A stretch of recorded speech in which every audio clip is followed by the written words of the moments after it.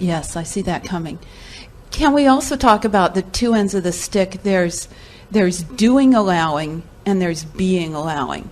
And I find myself sometimes over here, well, I have to do this. I want this, so I'm going to do this to allow it. I'm going to do that to allow it. Well, action can be very fun. Action is fun, and this is something people worry about. When we talk about the art of allowing, we talk about letting things come to you. We talk about the law of attraction that is really the engine of all of this. We talk about the fairies of the universe that orchestrate everything, and sometimes people think that we are really wanting to teach you non-action, and that isn't the case at all, because action is a delicious part of your physical environment.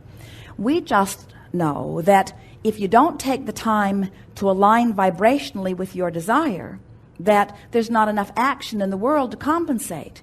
And there are so many people that have come to believe that they make things happen through their action, and so the last thing they attempt to do is get in alignment with what they want, and then life's very hard. It takes a lot of time to make things happen, where when you get in the flow of the energy first, now the action is inspired. And so the way we would apply action to our experience, if we were standing in your physical shoes, we would do more visualizing, more imagining, more remembering, more making lists of things that make us feel good, more rampages of appreciation, more fun things, more things like this that just lead you into the place of feeling better more naturally. And then from that place of deliberate, often alignment, we would follow whatever action is inspired. We watched Esther some time ago. They were getting ready to take a series of trips, and Esther needed to make many airline reservations, and she just felt unwilling to do it. She could not make herself go do this job that she knew she should do.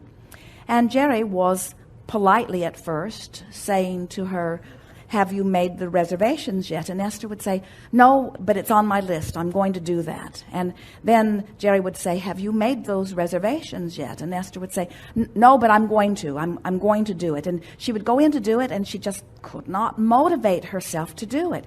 And then Jerry, wanting to remind her and maybe motivate her a little bit, said, "You know, the longer you wait, the less opportunities for timing we will have, and the more the ticket will cost." And Esther would say, I know. I'm going to do, I need to do that. But she could not make herself do it.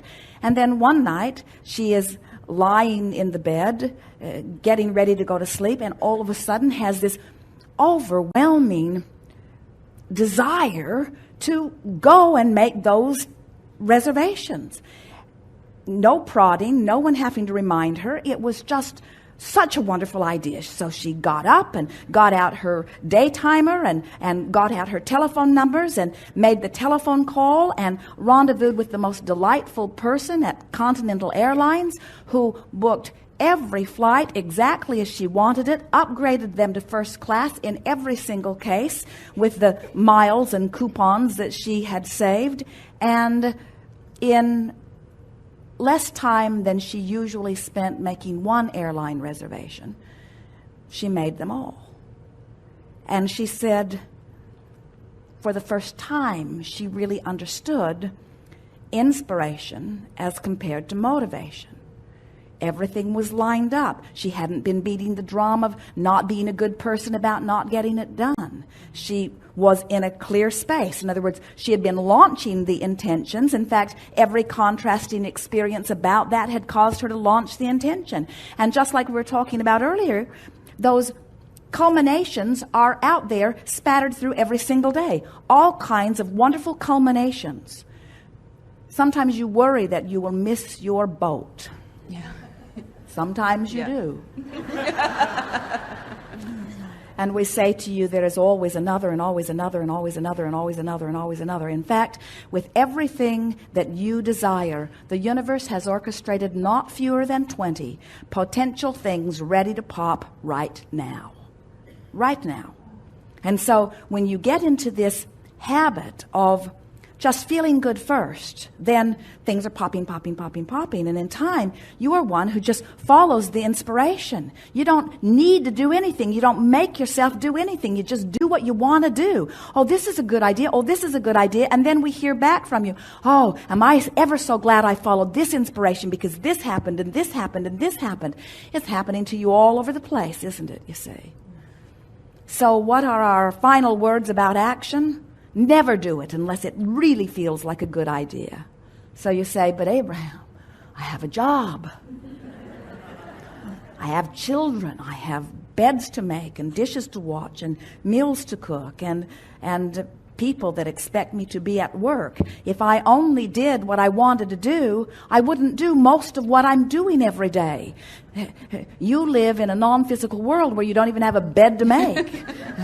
We're not sure, you say, that we can really rely on your non-action lifestyle. And we say, if we were standing in your physical shoes, we would do the things that you feel that you need to do in order to keep yourself on an even footing. Now, let's apply this action to this moving up the emotional scale that we've been talking about here, because you hear us saying you got to start wherever you are. In other words, there's no point in trying to follow your bliss if you're nowhere near it. But there's something worth following somewhere very close to where you are. And once you get a bead on it, you're going to move right up to wherever it is that you want to be, and much faster than most believe when they first begin the process. So when you are in this place where you're trying to figure out what action to do, whether you should do it or whether you should do something else instead, if you will apply the same emotional scale process to the action. And what we mean by that is, so here you are, you're standing here, and let's say you're in a place of not wanting to go to work. You really don't want to go. You've been on a cruise.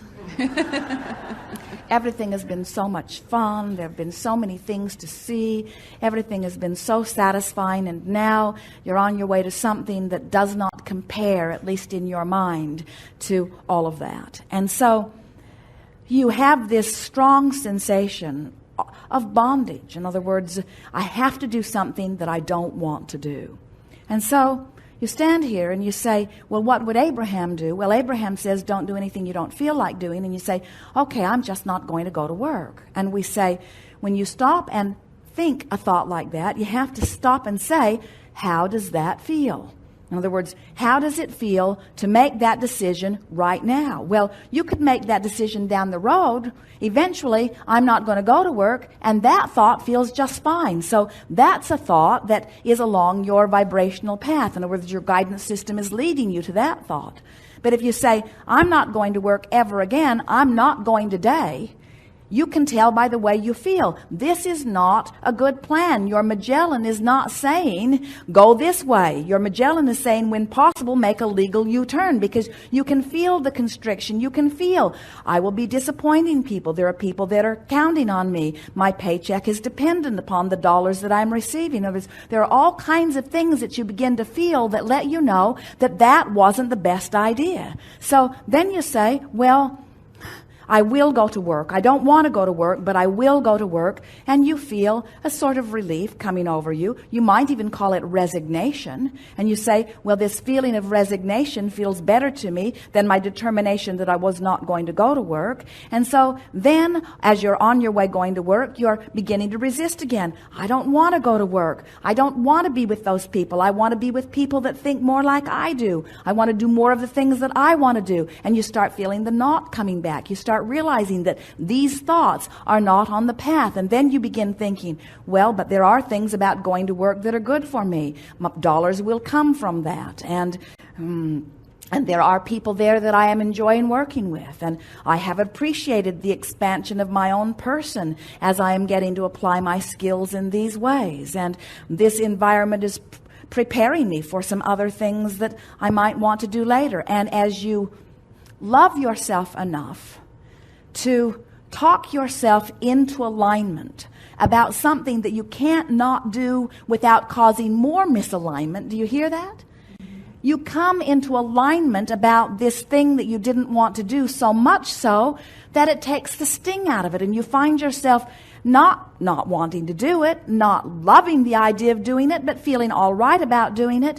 And with that much movement in your energy, work will be different on this day than it ever was before, because you are a new person under the universe. You moved your vibration enough and followed the action that matched the vibration that you moved to, and now everything that is coming to you will be vibrationally different. So this is a day that you get more attention from people who haven't noticed you. This is the day that you're particularly clear about what you do. This is a day that in your clarity you perform in a way that someone that matters notices and recognizes you in a way you've never been recognized before. And now you've moved all the way from not even wanting to go to work, from dreading going to work, to being resigned to going to work, to being willing to go to work, to going to work, to being proud about being at work. In other words, here I am, tuned in, tapped in, turned on. Who'd have thought it? Yes. Very good.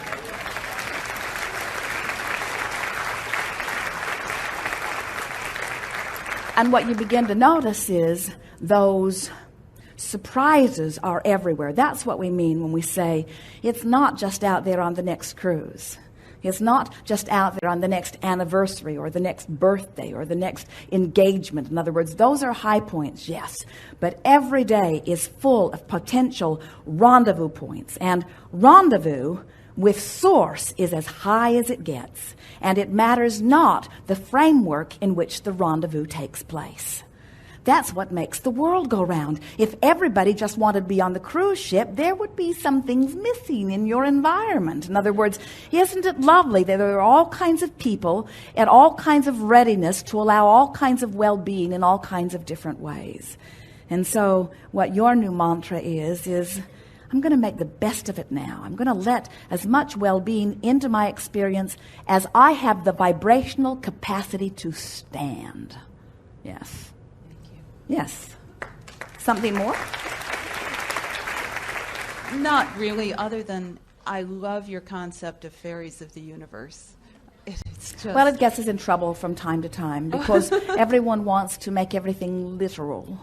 And we mean that there are helpers everywhere. But we're talking about this law of attraction engine. We're talking about the premise of the universe. We're talking about the stream of well-being that flows. And we're talking about your alignment with that. And of course, you know that as you have your death experience, that you will have that quantum leap right up the vibrational scale. In other words, death is the ultimate quantum leap as you leave behind all resistance and reemerge into non-physical. But we adore it when you have your connection while you're still here in your physical body. You can wait till you die. It's all right. But it's nice. It's so nice when it happens here. Yes. Yes. Thank you. Some more things you're wanting to talk about. Yes. Here.